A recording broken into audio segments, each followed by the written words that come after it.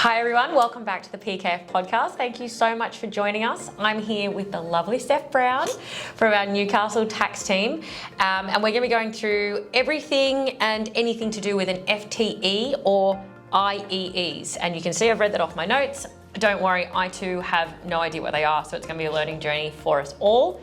Thank you so much for being here, Steph. Thanks, it's so good to be here.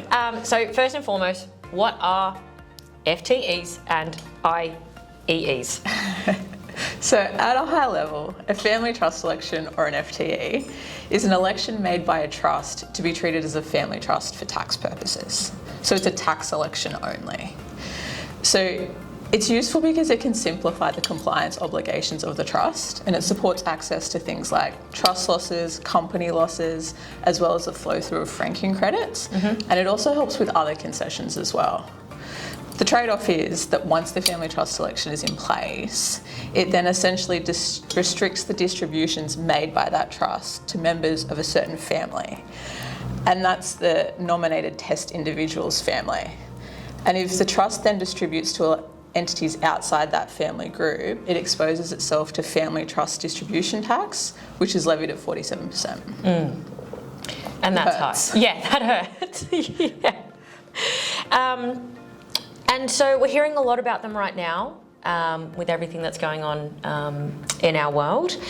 What's changed and why are advisors and business owners talking about them now? So the law's not actually new. It's been around for years and years. The reason it's getting so much press now is because it's become an increased focus area for the ATO. So as part of their review program, they're looking at private groups and trust distributions more closely. And the issues that have been sitting unnoticed for years are now piling up. And with the family trust distribution tax, there is no period of review. So they can go back to a distribution that was made in 2010, levy the 47%, and then also hit you with penalties and interest. And in certain circumstances, the interest ends up being higher than the actual tax liability. So the key takeaway for everyone is that these elections are no longer set and forget.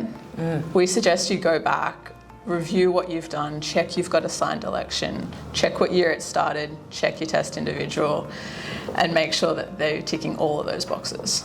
Yeah, wow. That's and that's an interesting position to be in as an advisor, you know, as a tax specialist now, coming in with that lens, when that historical data can be pretty damaging, really, like making sure your ducks are in a row. It's pretty silly actually, because it's giving a lot of outcomes where they're unexpected. So you automatically think that a family group is, say, mum, dad, children, siblings, and then any entities that they own. But you can get tripped up with the technical, and sometimes you have entities that don't automatically fall within that family group, even though practically you would assume they would. Yeah, wow. Yeah. That's actually quite terrifying. It's horrifying, actually. Well, again, why can they do that? Why can they go back so far when that's not typically the case for, you know, some tax implications? So it's actually like a bit of a quirk with the legislation. So most entities have either a 2-year or a 4-year amendment period, and that's pretty standard. But with this particular piece of legislation, there is no review period. They can go back forever and a day. And like the accounting bodies have been putting forward submissions asking the ATO to rectify this and for the government to re-legislate. But at the moment, they're too busy taxing trusts at 30%. Yep. And what might trigger someone to go back to, like, what triggers the ATO to have the review and how far they go back? Is there some sort of precedent that they look for when they're reviewing certain things? So there's a couple of different triggers for the ATO to review. They'll often look at, say, high net worth individuals. So they have programs like the top 500 that they look at individuals with over a certain wealth that are considered either high wealth or high risk. Then they also have a similar program for corporations, so top 100 and top 1,000. Then there's also things like significant events. So if you've sold out of your business, for instance, that can often be a trigger for the ATO to come and take a closer look, particularly if it hits the AFR. Yeah. They love that. Yeah. Don't we all? Yeah. Okay. So are there common misconceptions or mistakes that can be made that cause problems down the track that people might not be aware of in the initial instance? So one of the biggest, I think, mistakes is where people choose an incorrect test individual. So if you've chosen a test individual and you've assumed that the family group will extend further than it actually does, that's a key trigger. Mm-hmm. But it also is for situations where, say, you've got a beneficiary company, which is pretty consistent in most people's structure.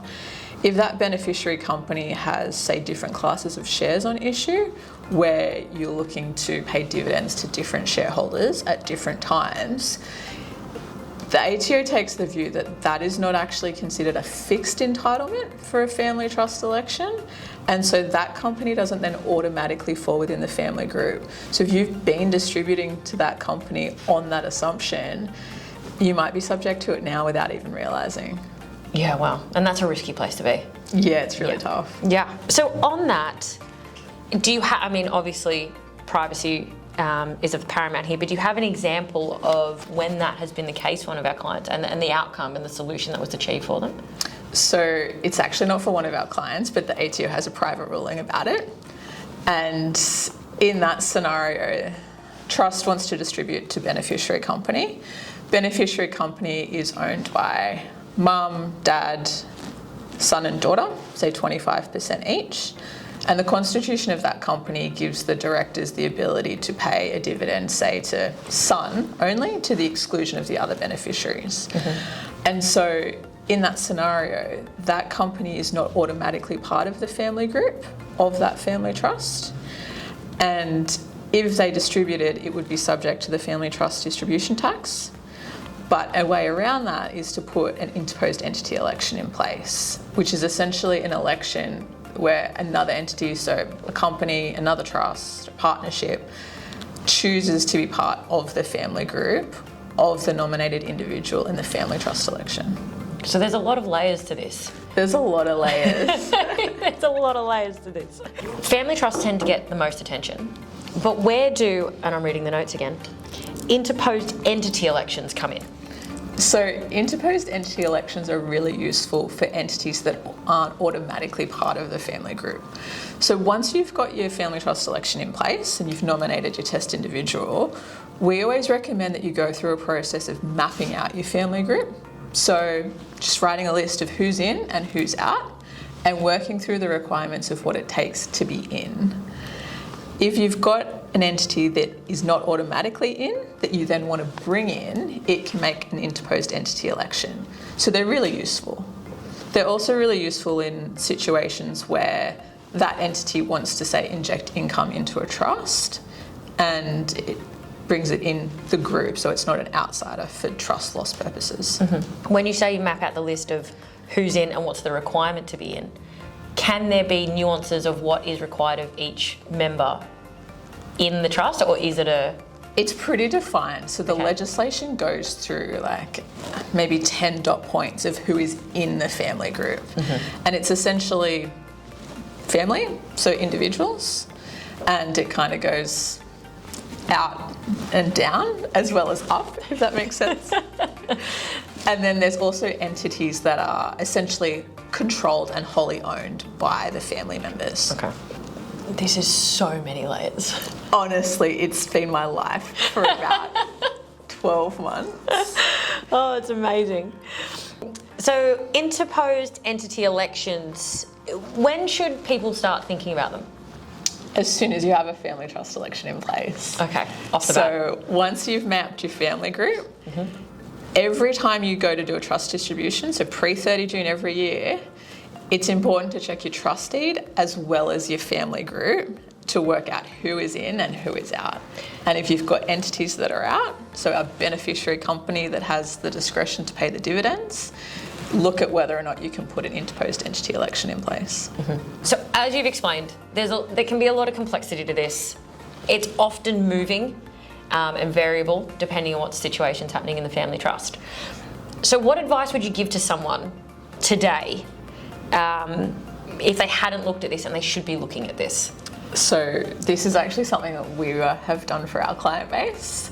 So the first step is I would work out whether or not your trust has a family trust election in place. So ideally you need the signed election on file, and that should be treated like it's a permanent record. It should be carried forward with the trust deed, looked at every year to make sure you're revisiting and refreshing.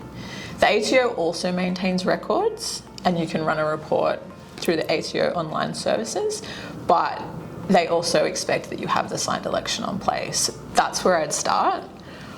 Once you've worked out whether you do or you don't, if you don't, work out whether you need one. So look at the benefits of it. Do you need to access trust losses, company losses? Do you need to flow through franking credits? Do you need access to other concessions? Once the family trust election is in place, map out your family group. So work out who is in and who is out. Once you've done that, then I suggest reviewing your historical distributions to make sure that you're actually distributing to entities that are in the family group. And if you're not, you've still got the ability to put an interposed entity election in place, and they can be done retrospectively.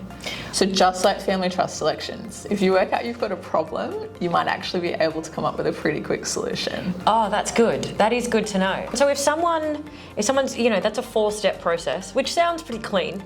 There's a lot of interdependencies as they go through. If someone doesn't know if they need to transfer franking credits, if they don't need company losses, if they're not sure on what all of that means, what's the first conversation that you have with them when you get introduced to them? How do you start mapping that out with them? So I think the first thing is to take a look at your structure diagram. Like, what entities do you have within the group? What do they do? Are they making losses? Are they paying dividends? So I think the first thing to do is really review the group, work out what it's doing, and then also think about planning for the future. Because once you've got an election in place, whether it's a family trust election or an interposed entity election, they're pretty much irrevocable. So if you've got a trading company that you're looking to sell in the future and you put an interposed entity election in place, it's now in your family group. And so if you want to sell it to the guy down the road, he's never going to be able to distribute to it because it's in your family group, not his. Yes. So it's that planning and that vision. Yeah. Yeah. And that is, I imagine, that's something that's integral in how you manage your clients. What is the next state? What's this look like? Where are we going? Absolutely. It's all part of the broader strategy for the group. Yeah, fantastic. How do you pick the right one? So I would normally say you've got to pick someone who's alive, first of all. Number one. That's actually not even part of the legislation, but the ATO has made it very clear that the test individual needs to be alive at the time the election is made. Okay. So what we would generally suggest is looking at the individual who is alive, sort of at the top of your family tree. So if you've got granddad, potentially, then that opens up a broader range of beneficiaries than if you look at, say, son. Here, yeah, okay. So the test individual determines the scope of who is in the family group. And one of the kind of misconceptions that we've come across when we've been reviewing these or we've had inquiries from other firms is, if I've got a trust and I'm the test individual and you're my sister, you have a trust and you're the test individual of your trust, we're family, but our trusts are not part of the same family group. So trusts can only be part of the same family group if they have the same test individual. So I can't distribute to your trust and you can't distribute to me unless we put an interposed entity election in place. And Interesting. Then you've then got to work through the requirements as to whether or not you can do that. And the interconnected web of that with families. And then it restricts, say I put an interposed entity election in place to request to be part of your family. That then restricts distributions from my trust to members that overlap your family and mine. Oh, wow. Yeah. That onion is really starting to... Yeah. It just unravels quick. It can really unravel quick, and that's why it's so important to really have someone in your corner like yourself, talking and working through this with clients, unraveling the situations that people might find themselves in. The nuances of family can be tough and interesting. And having that person like yourself who understands legislation, can help interpret the legislation and lay that over to individuals' personal family instances is incredibly valuable and absolutely necessary. Look, Steph, thank you so much for joining me today. This has actually been really interesting, and really, we're just kind of scratching the high-level surface of this. So if you are out there, you're facing the challenges or the nuances of what this might mean for you and your family trusts, you know where to turn.